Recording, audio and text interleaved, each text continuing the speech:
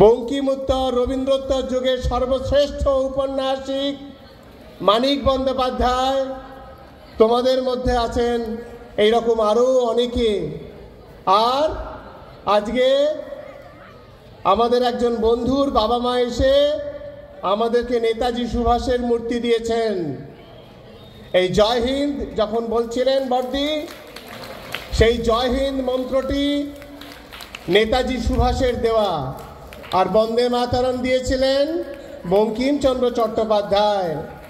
বন্দে মাতরমের মতো গান সহজে হয় না। একদিন গঙ্গার ধারে, তখন চুঁচুড়া চন্দননগর ওই সব জায়গায় থাকতেন বঙ্কিমচন্দ্র চট্টোপাধ্যায়।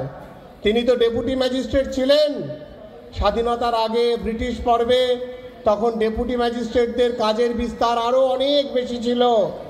আর তখন বাংলা ছিল অনেক বড়, উড়িষ্যাও ছিল বাংলার মধ্যে। এক বিরাট বাংলা ছিল তখন, এবং তাকে বিভিন্ন জায়গায় গিয়ে, উড়িষ্যাতেও গিয়ে তাকে মাঝে মাঝে বদলি করে দিত। অনেকবার তিনি বদলি হয়েছেন। একদিন গঙ্গার ধারে বসে তিনি এই গানটা লিখে ফেলে বুঝলেন একটা অসাধারণ গান তৈরি হয়ে গেছে। কিরকম গান? যে মন্ত্র বলতে বলতে, যে স্লোগান দিতে দিতে একজন বয়স্ক ভদ্র মহিলা ব্রিটিশের কাছে গুলি খেয়ে রাস্তায় পড়ে গেছে, তবুও পতাকাটা নামে মাটিতে পড়তে দেয়নি। কে? তার নাম কি? শহীদ মাতঙ্গিনী হাজরা। কোন জেলার মানুষ? আগেকার অখণ্ড মেদিনীপুর। অখণ্ড মেদিনীপুর সেই জেলার মানুষ। সেই জেলায় তোমরা আছো। আজকে তোমাদের এই স্কুলের 190 বছরে আমি তোমাদের কাছে কতগুলো জিনিস চাইবো, তোমরা দেবে? আমি চাইবো এখানে যে কটি ছেলে উপস্থিত আছো, প্রত্যেক দিন স্কুল খোলা থাকলে পুরো সময় ক্লাস করবে। করবে তো? ছাত্রানাং অধ্যয়নাং তপ। ছাত্রদের খুব ভালো করে পড়াশোনা করতে হয়। কেন পড়াশোনা করতে হয়? কেন? চাকরি পাওয়ার জন্য নয়। নেতাজি ভালো চাকরি পেয়েছিলেন, কিন্তু তিনি দেশকে ভালোবাসার জন্য চাকরির চাইতে দেশপ্রেমকে উঁচু জায়গায় স্থাপনা করেছিলেন। নেতাজির সময় তোমাদের এখানে মাধ্যমিক পরীক্ষা হয় তো?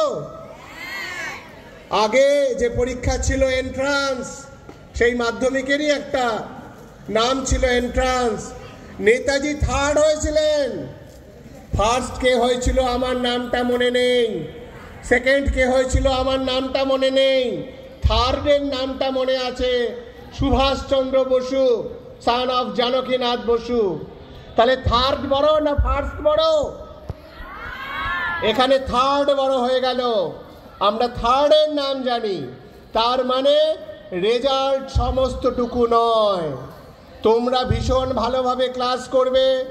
যে বন্ধুরা ক্লাসে আসছে না তাদেরকে খোঁজ খবর করে ডেকে আনবে, এবং রাস্তাঘাটে যেখানেই অন্যায় দেখবে, তুমি ছোট্ট মানুষ হলেও তোমার মতো করে প্রতিবাদ করবে ভদ্র ভাষায়। ভাষা খারাপ হবে না, ভাষা যুক্তি হারাবে না। ভদ্র ভাষায় যুক্তি দিয়ে বুঝিয়ে বলবে, আমি মেদিনীপুর কলেজের স্কুলের ছাত্র,